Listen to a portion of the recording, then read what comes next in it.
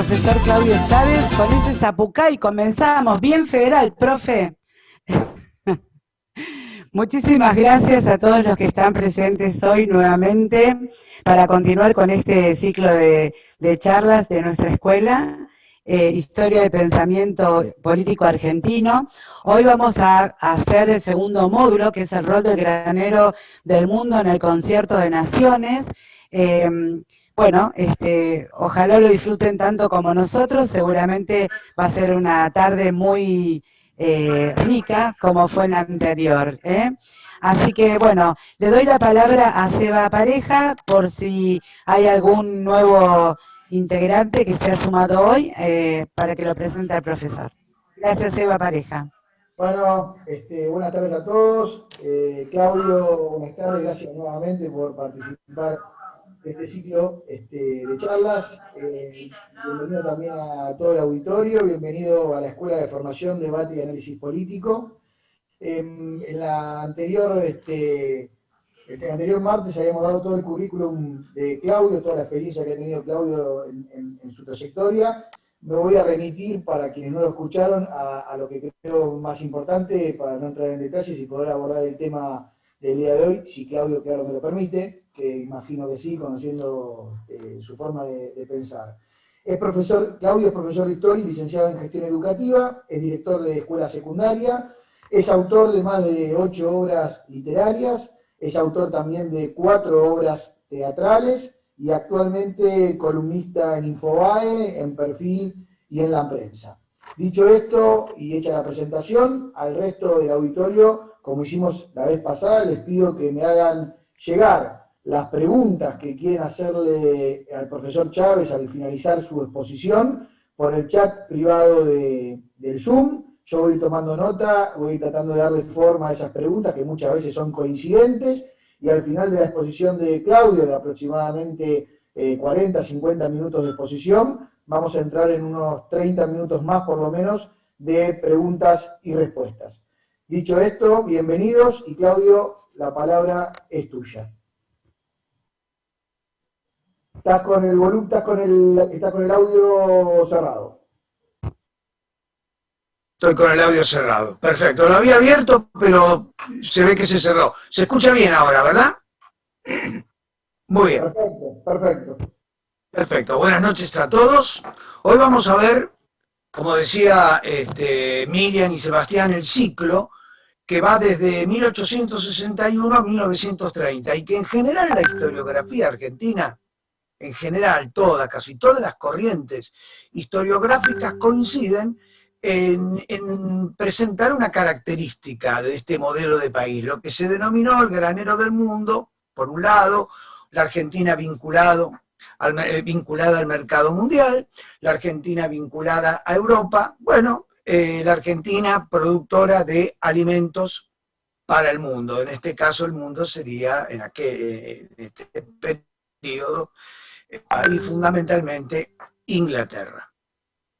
Ciertamente nosotros la clase pasada habíamos dejado todo planteado en 1853, es decir, cuando el general Justo José de Urquiza había vencido a Rosas y se había dispuesto a organizar la nación, y de hecho lo logró, con la Constitución de 1853.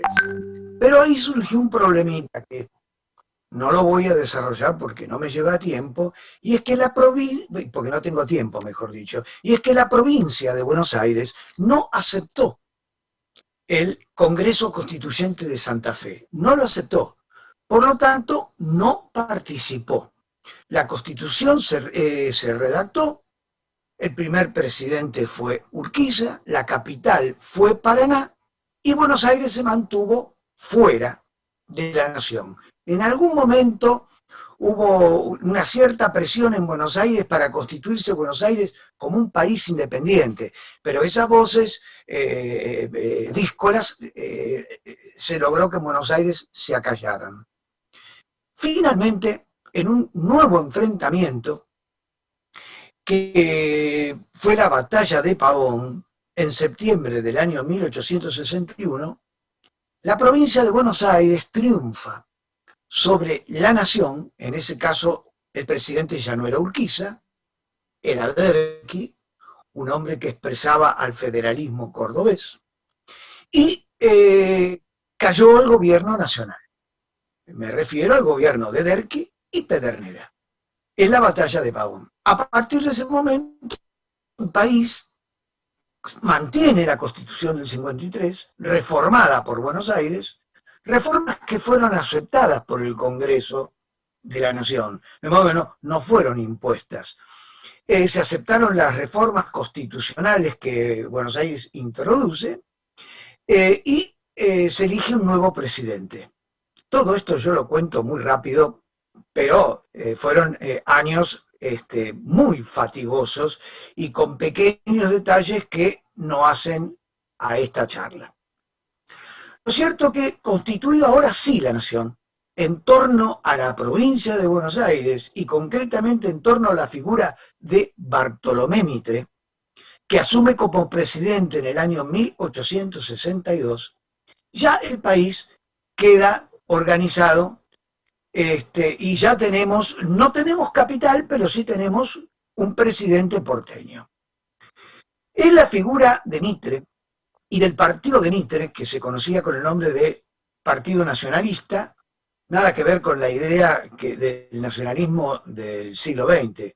Se lo conocía con ese nombre porque había logrado la unidad nacional, nada más. El nacionalismo del siglo XX es un cuerpo ideológico, el Partido Nacionalista de Mitre no tiene nada que ver con el cuerpo ideológico. Claudio, se te va la señal, Claudio. Y la nave argentina hacia la economía mundial. Claudio, Claro, por supuesto. ¿Qué pasó? Se te cortó ahí, tuviste muy mala señal, ese último minutito no te escuchamos nada, se cortaba todo. ¿Me escuchás ahí? Mira.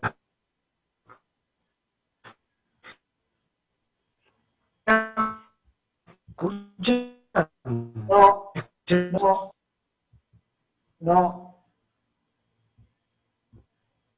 ¿Hay algún problema de conectividad o de señal? Porque no...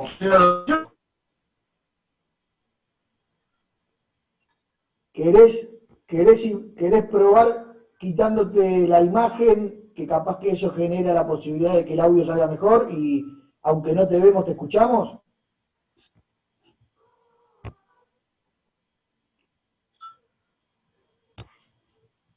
Ahora sí.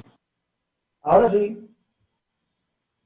Bueno, espero que no encontrarme con problemas nuevamente. Bueno, lo que decía es que ya siendo presidente Bartolomé Mitre, en columna, la República Argentina, ya conducida por él, en lo que hace a la política exterior, en un alineamiento con Europa.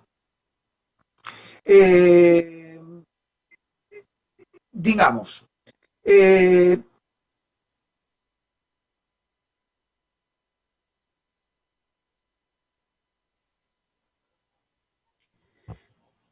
estamos teniendo problemas. Lamentablemente el martes pasado no pasó esto, no sucedió esto.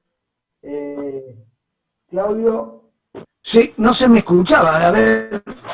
No se escuchaba nada. Sí, me doy cuenta porque ahí me dicen si salgo y vuelvo a ingresar. Podría ser, ¿no? O apagarte, o eso no sirve. Sí, o apagarte el video. Capaz que apagándote el video y solo la voz te vamos a escuchar bien. A ver. Bueno, ahí intento, me cambié de lugar y me dirijo al modem, a ver si ahí puede ser. Bueno, ahí estamos viendo. Sí. Perfecto. Bueno, entonces le decía, el ciclo que encuentra y que construye Mitre a partir de su triunfo sobre el interior del país coincide plenamente con lo que se conoce en Europa como la segunda revolución industrial. Segunda revolución industrial que vive plenamente Inglaterra. ¿En qué consiste esta segunda revolución industrial? Bueno, consiste en aplicar la novedosa energía del vapor. Novedosa me refiero porque ha sido la que motivó la primera revolución industrial. Claudio. Claudio. Claudio, voy a cambiar no te escuchamos nada. ¿Cómo, Sebastián? No te escuchamos nada. A lo mejor haciendo el procedimiento de salir y volver a entrar, a lo mejor podemos lograrlo. Te esperamos un ratito. A ver, escúchame, ¿ahora se me escucha? Sí. Ahora me cambié de lugar en la casa. Ahora te escuchamos. ¿Se me escucha, Sebastián? Ahora te escuchamos, sí, ahora te escuchamos. Intento seguir. Dale. Bueno, decía que entonces la República Argentina coincide el triunfo de la provincia de Buenos Aires con un proceso que se está viviendo en Europa, concretamente en Inglaterra, la segunda revolución industrial, que es aplicar el vapor a los medios de transporte, en este caso el tren y la navegación. Esta revolución industrial británica es lo que hace que Inglaterra encuentre en nosotros el servidor especial o el proveedor especial de alimentos. ¿Por qué? Bueno, acá hay varias razones que voy a tratar de explicar. Primero, la pampa húmeda argentina, o sea, la totalidad de la provincia de Buenos Aires, más Entre Ríos, más toda la parte sur central de Santa Fe, más Córdoba, constituyen la región de la llanura mundial más rica, similar a la llanura central norteamericana, a la llanura ucraniana y a la llanura china. Son las 4 grandes llanuras más ricas del mundo. Nuestra llanura pampeana tiene además una ventaja respecto a la norteamericana, respecto a la ucraniana, que es que estamos sobre el mar. De modo que la producción de alimentos que en ella se obtenga no tiene costo de transporte interno muy alto, sino que está volcada fundamentalmente sobre el mar. La segunda revolución industrial británica, a partir de 1860, que yo les contaba, encuentra a Gran Bretaña y especialmente al movimiento obrero inglés en una situación muy particular que no estaba cuando ocurrió la primera revolución industrial. Cuando ocurrió la primera revolución industrial, en 1770, 1780, la novedosa clase obrera británica era sometida, digamos, a una explotación exacerbada. En general, la gente que venía en Inglaterra de las zonas rurales y aceptaban las condiciones laborales que le ofrecía la industria en aquella época. 14 horas de trabajo y, digamos, en condiciones pésimas de hábitat. Pero 100 años después, en 1860, la clase obrera británica no es la de 100 años antes. Es una tercera generación de obreros. Ahora han creado sindicatos. Y no solamente han creado sindicatos los obreros británicos, sino que además han creado un partido, la Trade Union, que luego sería el Partido Laborista, en donde ya la clase obrera británica no solamente lucha por conquistas gremiales, que de hecho es lo que se da en Inglaterra entre 1860, 70 y 1900, sino que además eleva la lucha a lucha política. En esa situación, Inglaterra, que es la primera potencia mundial, con una clase obrera que demanda mejores condiciones laborales, si el Estado británico hubiera cedido en las demandas de la clase obrera de su país, la producción británica hubiera salido al mercado internacional con costos más altos. Son los costos que demanda la clase obrera para tener una vida más digna. Y en esa situación se hubiera encontrado Gran Bretaña, digamos, con un problema muy serio, puesto que por esos años Alemania se está desarrollando, está creciendo desde el punto de vista industrial e incluso alcanza en 1890 y supera la producción de acero y de carbón de Inglaterra. Es decir, lo que quiero decir es que si Inglaterra hubiera cedido a las demandas de sus trabajadores, Inglaterra hubiera quedado fuera de la competencia y Alemania la hubiera desplazado. Pero ¿cuál fue, o mejor dicho, qué encontró Inglaterra para solucionar el problema de los trabajadores británicos? Esto es, que ganen más sin aumentar los salarios. Bueno, lo que encontraron es que lo que gasten en alimentos sea poco, o sea menos.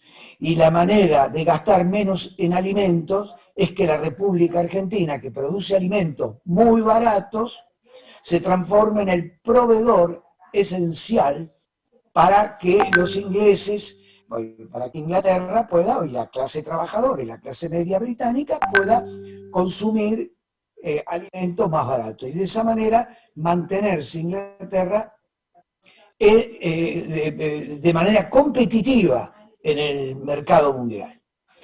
Ahora bien, esta es la idea de la Argentina, ¿no? Es decir, es la idea que construye Mitre, que continúa Sarmiento y que continúa Avellaneda.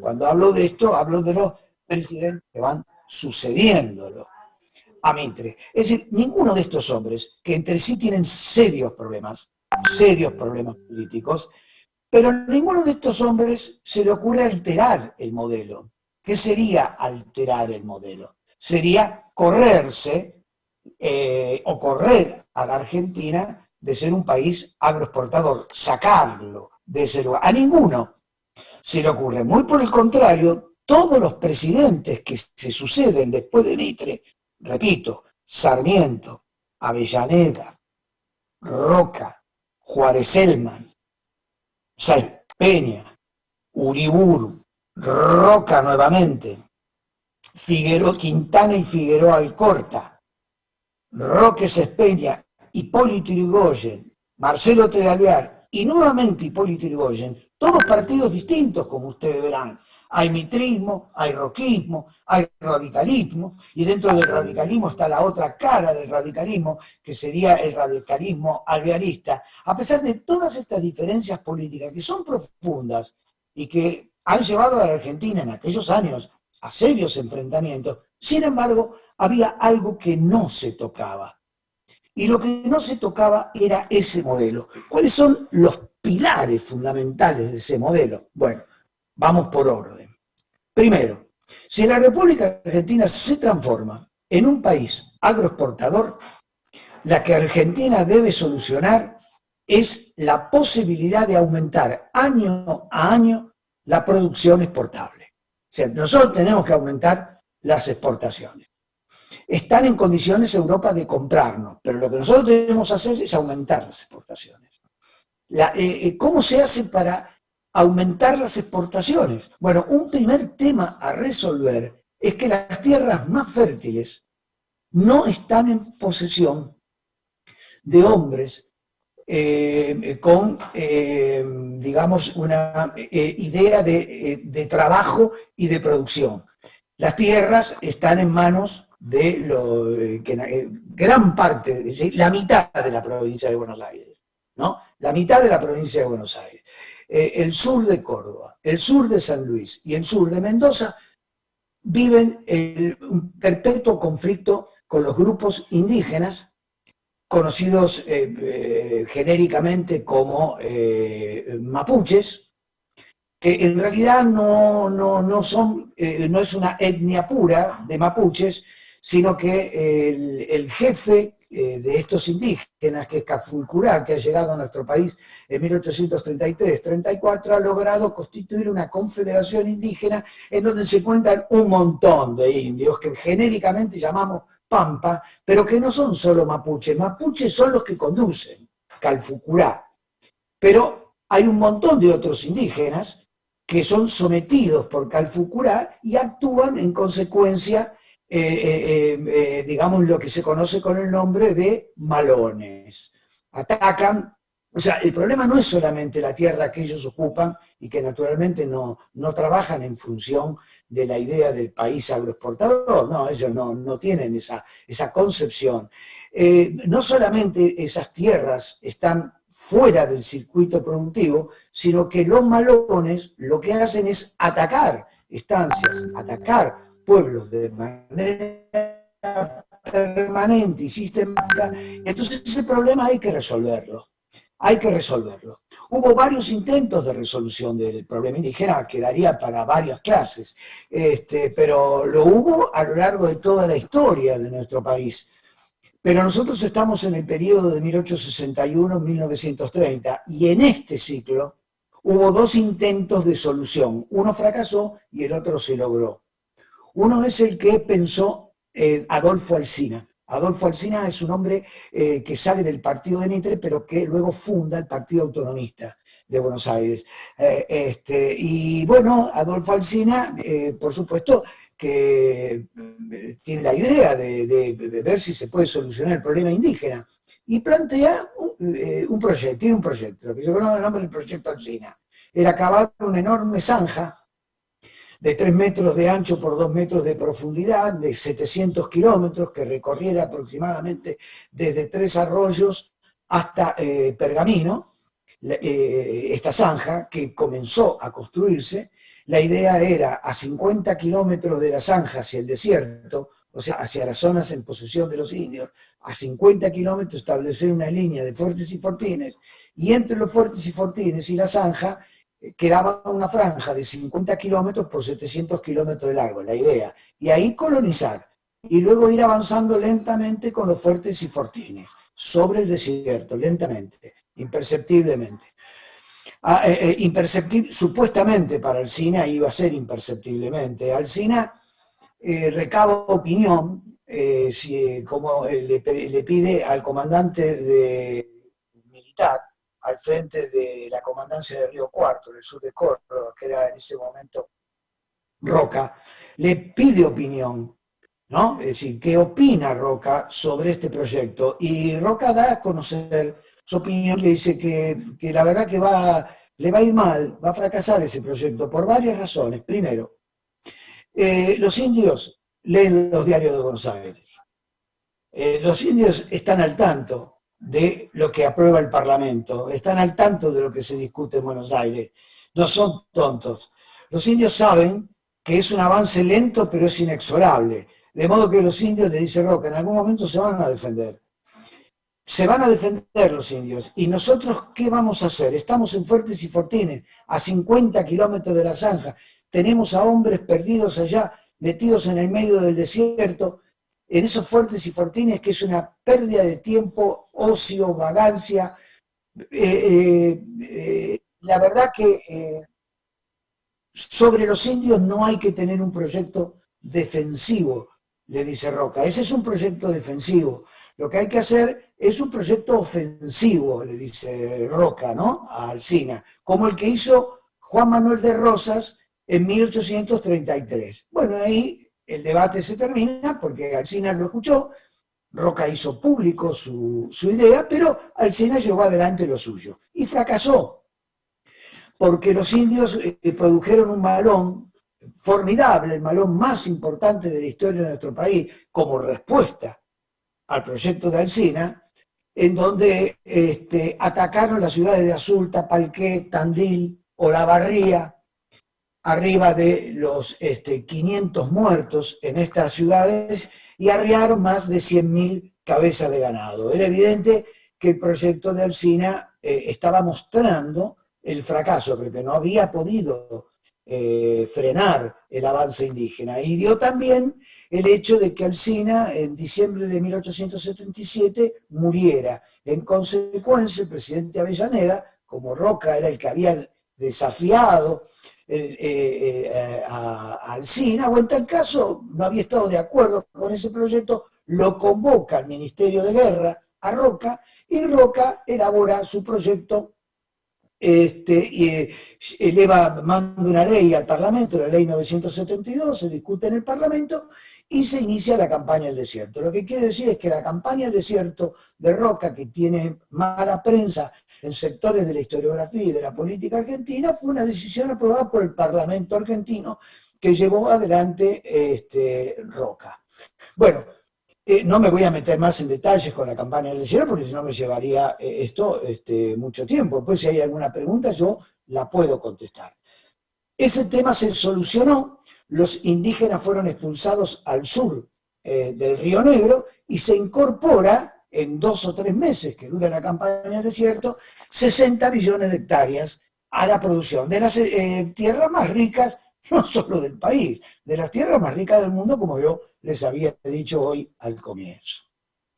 El otro tema a resolver es, bueno, ahora tenemos tierras, ahora están las tierras, ahora tenemos la producción, pero a la Argentina le falta población. Entonces, si a la Argentina le falta población, lo que la Argentina debe alentar es la inmigración. Y todos los presidentes, todos, vuelvo a repetir, todos, con epicentro en la presidencia de Avellaneda porque sanciona una ley inmigratoria. O sea, el Estado asume la voluntad de traer inmigrantes a nuestro país. Porque lo que había necesitaba mano de obra, gente para trabajar. Bueno, muy bien. Para que más o menos ustedes tengan una idea de lo que significó la inmigración, y yo no voy a hablar de cuestiones de orden cultural ni cuestiones de orden económico porque el tiempo no alcanzaría, pero por lo menos para que ustedes tengan un dato. En el ciclo del cual yo estoy hablando, que es de 1860 a 1930, hubo 3 censos nacionales. El primer censo nacional se hizo en 1869. Ese censo nacional arrojó 1.800.000 habitantes en 1869. El segundo censo es de 1895 y da la cantidad de 3.900.000 habitantes, casi duplicado. Y el tercer censo es de 1914 y da 7.900.000. Vuelve a duplicarse la población. Quiere decir que de punta a punta nosotros pasamos de 1.800.000 habitantes a 7.900.000. Ahora bien, ahora les traigo el tema de la inmigración.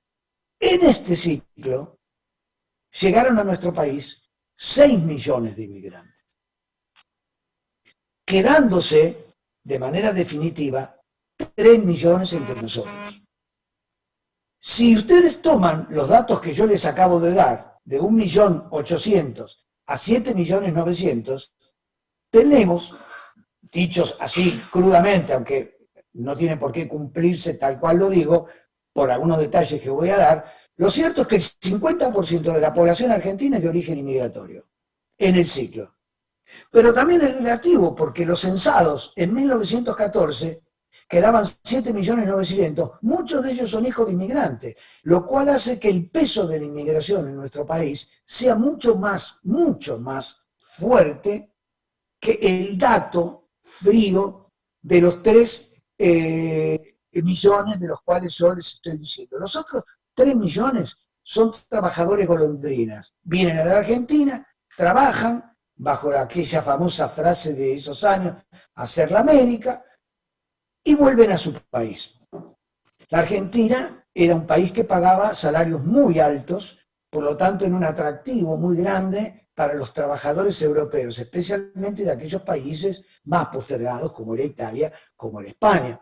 Pero no venían solamente de allí, verdaderamente, venían de Alemania, venían de Francia, venían de Siria, entonces venían de Rusia, fundamentalmente judíos, perseguidos por el zarismo, por su condición de judíos. Entonces nosotros, el peso de la inmigración es muy alto. En un censo del año 1902, de la capital nada más, ¿no? O sea, de la ciudad de Buenos Aires, de cada 3 habitantes, 2 eran extranjeros en 1902. Imagínense ustedes entonces, pónganse, represéntense la posibilidad de caminar por un Buenos Aires en 1902, en donde la inmensa mayoría de los que pasaban a su lado son extranjeros. Bueno, hoy este es un problema inmigratorio, hoy es un problema muy grave para Europa. Sin embargo, para los argentinos no lo fue. No fue grave, lo que no quiere decir que no hubo problemas, pero no fue grave. La inmigración fue otro de los proyectos llevados adelante por todos los presidentes de este ciclo, por todos. En esto había también una coincidencia. Otro punto también fundamental del modelo y del proyecto son las inversiones extranjeras. La República Argentina de aquellos años se levantó fundamentalmente sobre la base de las inversiones extranjeras. Inversiones en su inmensa mayoría provenientes de Inglaterra. Inglaterra es la gran potencia mundial. Bueno, el 33% de las inversiones británicas fuera de su país se orientaron a la Argentina. Éramos el lugar de privilegio para ellos. ¿A dónde se orientaron? ¿O qué vinieron a constituir en la República Argentina? Bueno, lo primero, los ferrocarriles. Es básico el tema de los ferrocarriles, porque los ferrocarriles son los que traen la mercadería, los alimentos, lo que la República Argentina exporta. Entonces se hace necesario traerlos de las zonas más alejadas del puerto de Buenos Aires, traerlos al puerto de Buenos Aires, abaratando los costos. El ferrocarril abarata costos enormemente, pero es una inversión millonaria. Pero abarata costos. ¿Cómo se trasladaban los productos antes del desarrollo de los ferrocarriles? En caravanas, en carretas. Y el costo era altísimo. El costo del traslado me refiero. Ahora, muy bien, con los ferrocarriles se abarata el precio del transporte, lo cual hace que nuestras mercaderías salgan a exportación con precios mucho más baratos. Y las inversiones fundamentalmente en los ferrocarriles son inversiones de origen británico y de origen francés. Ciertamente, el primer ferrocarril que nosotros tuvimos fue una inversión de capitalistas argentinos, que es lo que luego sería el ferrocarril Sarmiento. Pero la expansión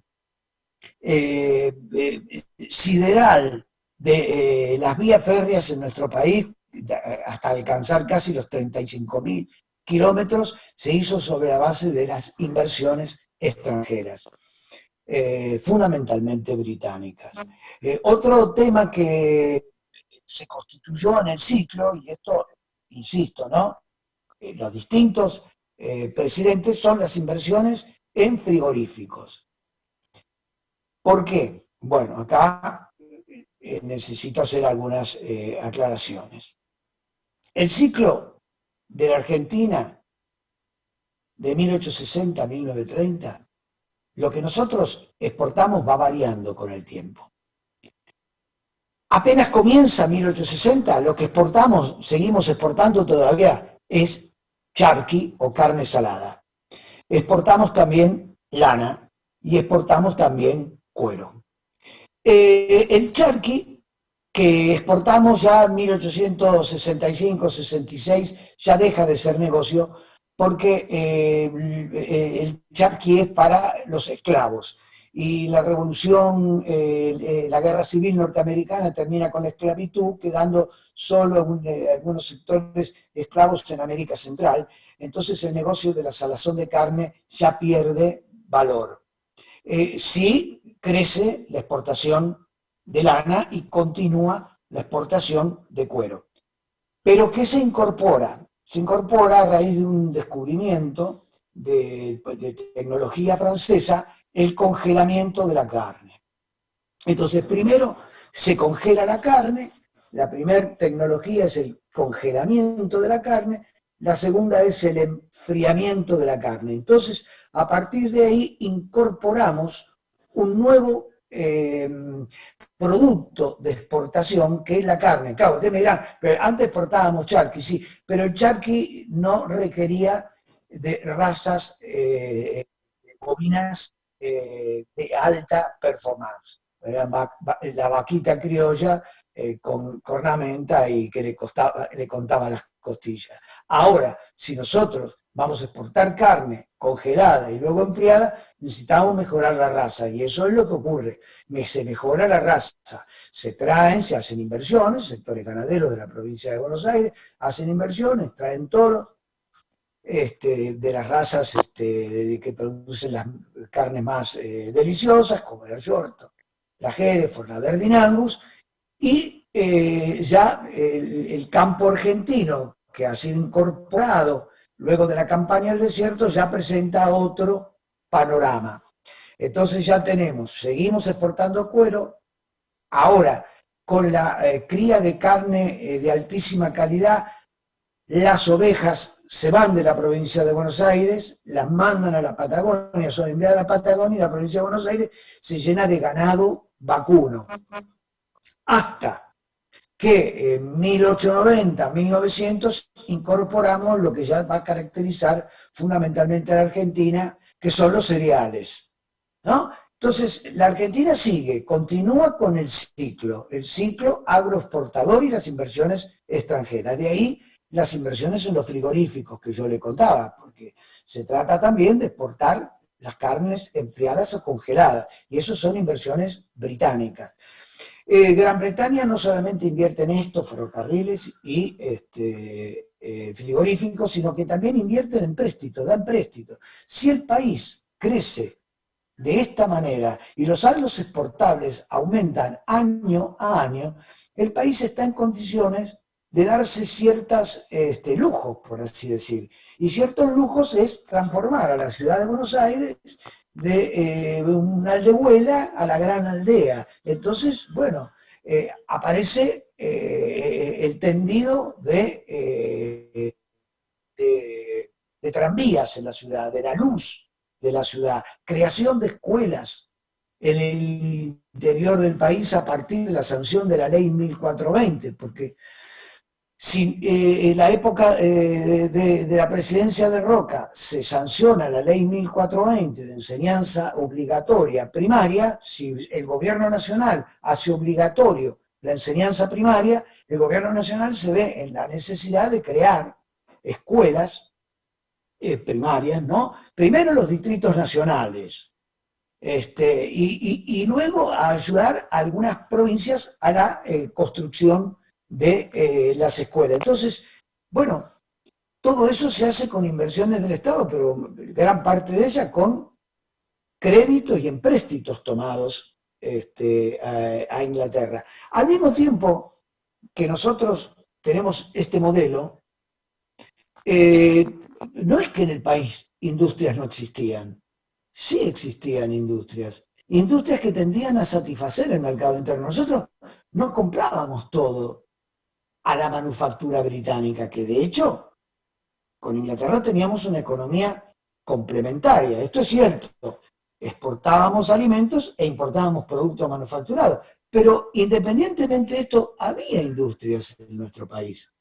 Habrán oído hablar de Canale, habrán oído hablar de Noel, habrán oído hablar de cervezas como la Quilmes, por ejemplo, Fósforo como Ranchera, Bunge y Bor, que fabricaba, bueno, que además de ser exportadora, tenía industrias textiles.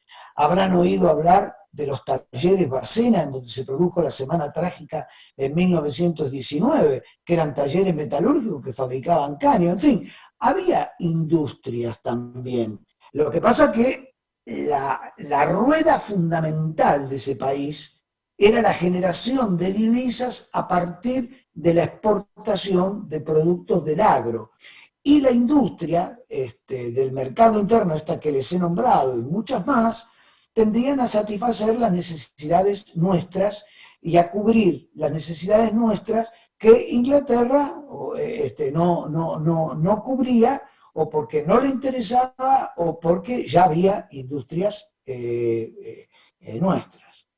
Bueno, en este ciclo hubo distintos partidos. Estuvo el mitrismo primero, que fue el que dio origen a esto. Luego estuvo el roquismo, que serios problemas tuvo con el mitrismo, problemas políticos que, si después habilitamos las preguntas, yo podría aclarar, pero si no, me llevaría mucho tiempo contar la discusión entre Roca y los conflictos entre Roca y Mitre. Lo cierto es que sepan ustedes que eran dos partidos diametralmente distintos, pero coincidentes en el proyecto y en el modelo general y en la ubicación de la República Argentina en la política internacional. Ahí eran coincidentes, ahí no había punto de choque ni de discusión. Pero también en el ciclo, en este periodo, no fueron los dos únicos partidos, el mitrismo y el roquismo. También estuvo el radicalismo, ¿no? Es decir, que llega al poder en el año 1916. Y el radicalismo, o sea, Hipólito Yrigoyen, de ninguna manera altera el modelo. Cada uno de estos, mitrismo, roquismo y radicalismo, tienen desarrollos políticos internos distintos, representan y expresan a sectores sociales distintos, pero ese modelo de país no se altera, no se altera. Y por supuesto Marcelo Terrar, que tenía sus diferencias con Hipólito Yrigoyen, a pesar de provenir del mismo partido, tampoco ese modelo se altera. El modelo se altera recién con la crisis del 30, no por voluntad de los argentinos, sino porque Inglaterra entra, el mundo, ¿no?, capitalista, entra en una profunda crisis, y a propósito de esa profunda crisis lo que ocurre es que nos dejan de comprar. Y ahí viene un nuevo ciclo que lo veremos en la clase que viene. Entonces, digamos, para ir sintetizando algunas cosas. Ese modelo permitió un crecimiento del país extraordinario, al punto de que estábamos en Producto Bruto Interno, ocupando el 8º lugar del mundo en el año 1912. Hoy el 8º lugar del mundo en Producto Bruto Interno, hoy sería Canadá, sería Australia, es algo equiparable, más o menos asimilable, más o menos a esos países. Ese modelo de país posibilitó que 3 millones de inmigrantes se radicaran aquí y se desarrollaran y tuvieran un futuro. De hecho, esto fue así. Hijos y nietos de los inmigrantes consolidaron su vida económica, familiar y social en la República Argentina. Nosotros impulsamos a que vinieran. El modelo también se ocupó, como ya lo he dicho y ahora lo remarco, en la alfabetización de los argentinos. Por eso la ley 1420, la necesidad de la alfabetización, para que más o menos se den una idea. En 1870, ¿no?, nosotros teníamos aproximadamente un 80% de analfabetismo. O sea, solo el 20% de la población argentina sabía leer. en 1870. Ahora, en 1930 alcanzamos el 12% de analfabetismo. Es decir, en aproximadamente 37 años, 40 años, nosotros logramos casi la alfabetización de los argentinos. La alfabetización de los argentinos, la ley 1420, no perseguía solo el objetivo de la lectoescritura y de las 4 operaciones matemáticas. No era solamente eso. Era además la argentinización.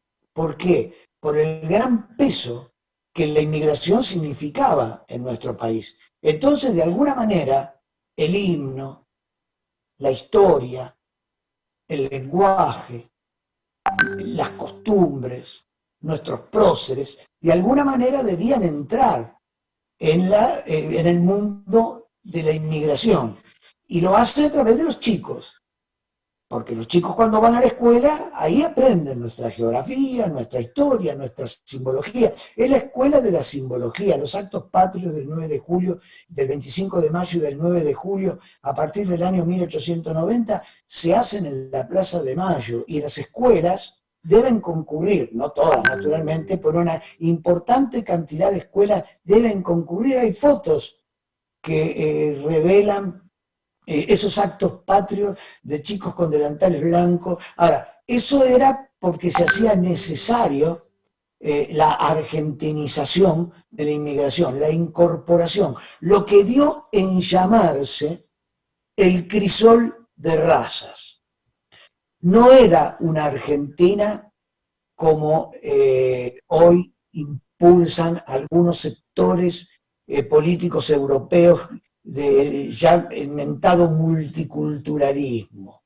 Es decir, en donde llegan los inmigrantes a Europa y se les permite su lengua, sus costumbres, su vestimenta. Bueno, la Argentina no persiguió, pero sedujo y persuadió por medio de la educación de hacerse argentinos. En un determinado momento, los italianos, en la Vuelta de Rocha, habían bajado la bandera del mástil de la Vuelta de Rocha, habían puesto la bandera italiana. Era Roca presidente, la segunda presidencia de Roca, entre 1898 y 1904. Agarró un grupito de soldados y un cañón, se fue a la Vuelta de Rocha y que bajaran la bandera, y subió la bandera argentina. Sí, problemas había, pero la Argentina integró al inmigrante de la manera que yo les he contado, por medio de la educación, pero también lo integró por medio de la política.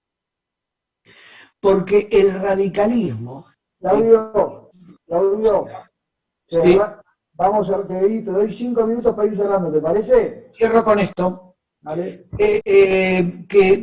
La integración del inmigrante no se hizo solo a través de la escuela, también a través de la política, y es muy importante, porque el radicalismo, por medio, ¿no?, de la ley Sespeña y del voto, no para el extranjero, pero sí para los hijos, y el voto obligatorio, incluyó al inmigrante, obligándolo, ¿no?, por medio del voto obligatorio, secreto obligatorio, lo incluyó para que se hiciera cargo también de las decisiones políticas de este país. Entonces, en fin, es un ciclo que tuvo luces y sombras, como todo. Pero lo que sí quiero que por lo menos quede como idea general es que las inversiones vinieron a la Argentina de forma extraordinaria, porque lo que el inversor mira para decidirlo no es solamente al partido que gobierna, sino a la oposición. Cosa de que si gana la oposición, esté en la misma línea del partido que gobierna. Solo cuando esto ocurre, las inversiones llegan.